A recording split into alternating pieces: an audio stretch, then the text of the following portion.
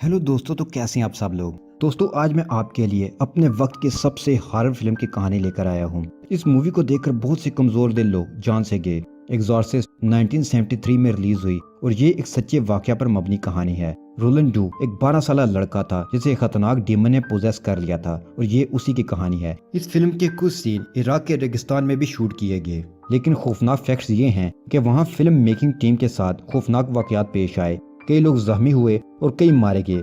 Film 4 million budget में बननी थी, लेकिन 12 मिलियन डॉलर्स तक खर्चा आ गया। इन तमाम मुश्किलात के बावजूद भी ये फिल्म रिलीज हुई और 1973 के दौर में 428 मिलियन डॉलर्स का बिजनेस किया, यानी आज के 2000 मिलियन डॉलर से भी ज्यादा। वजह यही है कि ये कहानी असली वाकयात पर मबनी है, खौफनाक वाकयात पर मबनी। तो चलें आपको इस मूवी की कहानी सुनाते हैं। अगर आपको मेरी वीडियोस पसंद आ रही हैं तो कमेंट करके जरूर बताएं।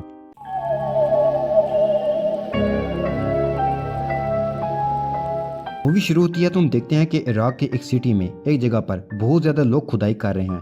वहाँ से उन्हें काफी पुरानी चीजें भी मिलती हैं।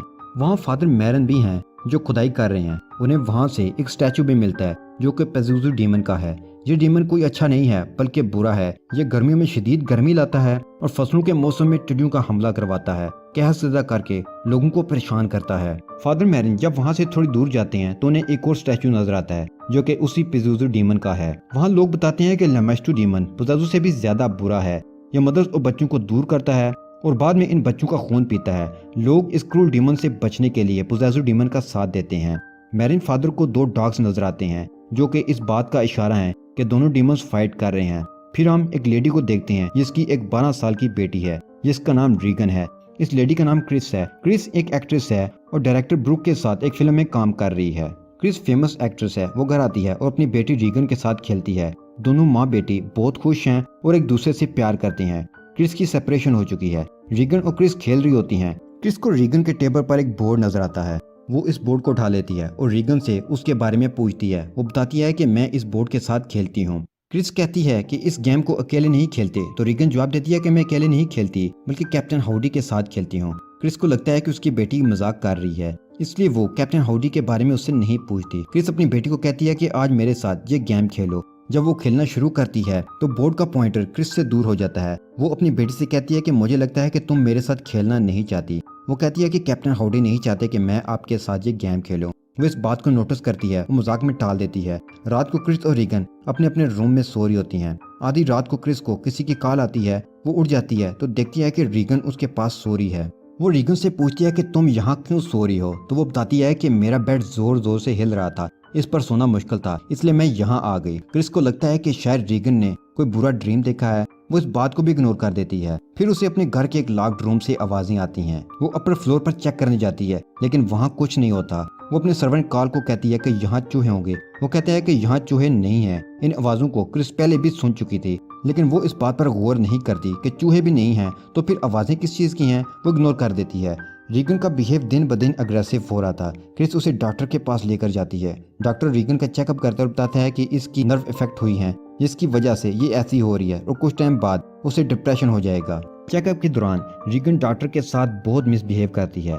क्रिस डॉक्टर को कहती है कि मेरी बेटी को ऐसी कोई बीमारी नहीं है। डॉक्टर कहता है कि शायद आप दोनों की सेपरेशन की वजह से रीगन मेंटली अफेक्ट हुई है। नेक्स्ट सीन में हम फादर कैरिस को देखते हैं। वो बहुत ज्यादा परेशान है, अपनी मदर के पास जा रहे हैं। उनकी मदर एक मेंटल हॉस्पिटल में एडमिट है क्योंकि उनका पांव फ्रैक्चर है। वो अपना ट्रीटमेंट नहीं करने देती और हॉस्पिटल में ही उनकी डेथ हो जाती है। कैरिस बहुत दुखी हो जाता है कि उसने अपनी मॉम का इलाज एक अच्छे हॉस्पिटल में नहीं करवाया क्योंकि वो ये सब अफोर्ड नहीं कर सकता था। अब हम देखते हैं कि क्रिस के घर पर एक पार्टी हो रही है। वो उसके दोस्त और बाकी लोग आते हैं। रीगन अपने रूम में होती है। वो नीचे आती है और उसके गेस्ट से कहती है कि मेरी डेथ इस घर के ऊपर वाले रूम में हुई है और उसी के साथ उसका यूरिन भी निकल जाता है। ये बात क्रिस के लिए शर्मिंदगी का बायस थी, तो वो रीगन को वॉशरूम में ले जाती है और नहलाकर सुला देती है। क्रिस उसके रूम में चली जाती है तो रीगन का बेड जोर जोर से हिलने लगता है और वो बहुत ज्यादा चीखती है। क्रिस रीगन की आवाज सुनकर उसके रूम में आती है तो देखती है कि उसके बेड जोर जोर से हिल रहा है। उसे कुछ समझ नहीं आता कि ये सब क्या हो रहा है और क्यों हो रहा है। नेक्स्ट डे क्रिस रीगन को हॉस्पिटल ले जाती है और डॉक्टर उसके टेस्ट करते हैं। रीगन बहुत तकलीफ से गुजरती है लेकिन सब टेस्ट की रिपोर्ट्स नॉर्मल होती हैं।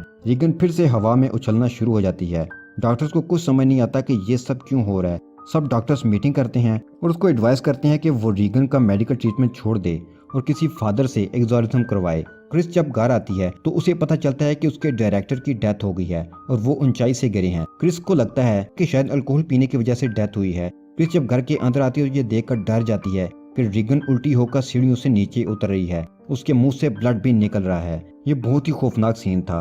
ब्रूक की डेथ के सिलसिले में कमिश्नर विलन फादर कैरिस के पास जाते हैं और उन्हें कहते हैं कि ब्रूक की जब डेथ हुई थी तो उसकी नेक पीछे की साइड मुड़ी हुई होती है। ये ब्लैक मैजिक का साइन था या किसी डीमन ने ब्रूक को मारा है। कमिश्नर फादर कैरिस को इस केस में हेल्प करने का कहते हैं। फादर कैरिस मान जाते हैं। कमिश्नर विलन ब्रूक के केस के सिलसिले में क्रिस के पास आते हैं, इन्वेस्टिगेशन करते हैं। वो क्रिस को बताते हैं कि ब्रूक की जब डेथ हुई तो उसकी गर्दन मुड़ी हुई थी, यानी उसे किसी डीमन ने मारा है। विलियम के वहां से जाने के बाद क्रिस को रीगन की चीखने की आवाज आने लगती है। जब वो रीगन के रूम में जाती है तो देखकर डर जाती है कि रीगन अपने आप को नाइफ मार रही है। रीगन की हालत बहुत बुरी है। क्रिस उसे रोकने की कोशिश करती है तो वो उस पर अटैक करके उसे जख्मी कर देती है। क्रिस के चिल्लाने की आवाज सुनकर वहाँ सर्वेंट्स भी आ जाते हैं, लेकिन सोफा खुद ब खुद मूव होता है और डोर बंद कर देता है। वहाँ मौजूद अलमारी भी मूव करती है और क्रिस पर गिरने वाली होती है कि क्रिस वहाँ से भाग जाती है और बच जाती है। क्रिस देखती है कि रीगन की नेक खुद ब खुद पीछे की तरफ मोड़ रही है, यानी कि उसे किसी डीमन ने पोजेस किया हुआ है। रीगन ब्रूक की आवाज में क्रिस को कहती है कि तुम्हारी कैरेक्टरलेस बेटी ने मुझे भी मार दिया, यानी इस डीमन ने ब्रूक को भी मारा है।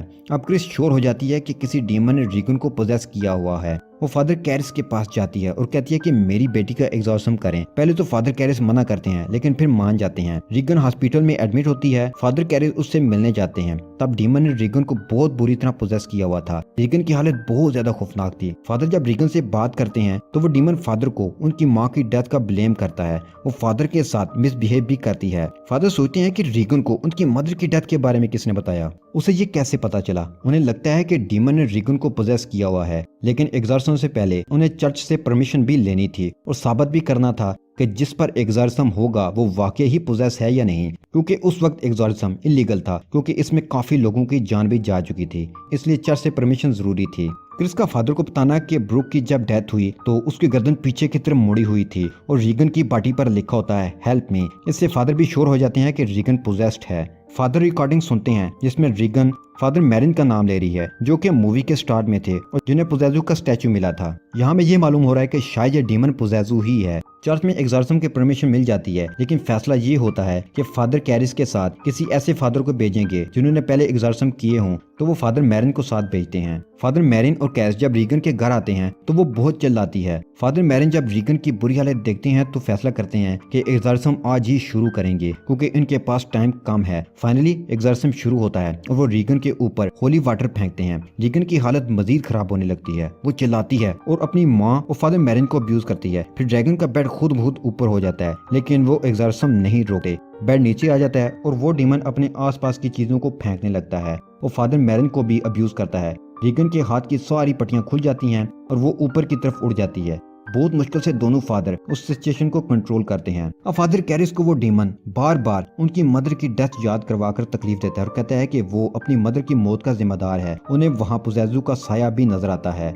अब फादर कैरिस एग्जॉर्सिज्म शुरू करते हैं तो वो डीमन उनकी मदर की आवाज में पूछता है कि उन्हें अपनी मदर की डेथ का जिम्मेदार समझता है। फादर कैरिस को गुस्सा आता है और वो चिल्लाते हैं। फादर मैरिन उन्हें वहां से जाने का कहते हैं और खुद एग्जॉर्सिज्म शुरू करते हैं। जब काफी देर गुजर जाती है तो फादर कैरिस रूम में आकर देखते हैं कि इस डीमन ने फादर मैरिन को मार दिया है। फादर कैरिस को गुस्सा आता है और वो इस डीमन को कहते हैं कि रीगन की बॉडी को छोड़कर उनकी बॉडी में आ जाए। वो डीमन ऐसा ही करता है और रीगन को छोड़कर उनकी बॉडी में आ जाता है। फादर कैरिस अपनी जिंदगी को सैक्रिफाइस करते हैं और विंडो से नीचे कूद जाते हैं। वहाँ बहुत लोग जमा हो जाते हैं। उनका दोस्त वहाँ आता है और उन्हें इस दुनिया से जाने में उनकी हेल्प करता है। रीगन अब नॉर्मल हो चुकी है और उसे कुछ भी याद नहीं कि उसके साथ क्या हुआ था। फिर वो अपनी मॉम के साथ इस घर को छोड़कर चली जाती है और यहीं पर इस मूवी की कहानी खत्म हो जाती है।